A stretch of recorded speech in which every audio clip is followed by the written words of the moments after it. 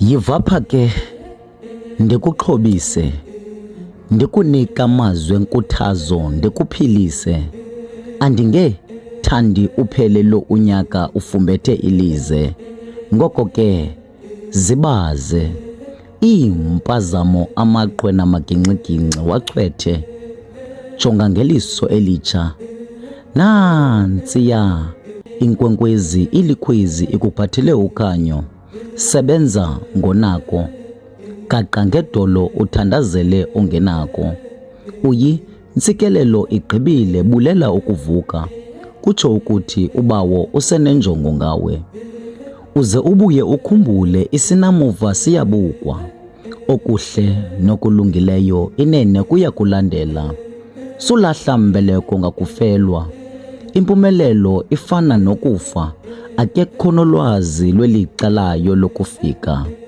Ngoko ke qina mdakomnyama, kuyeza ukukhanya.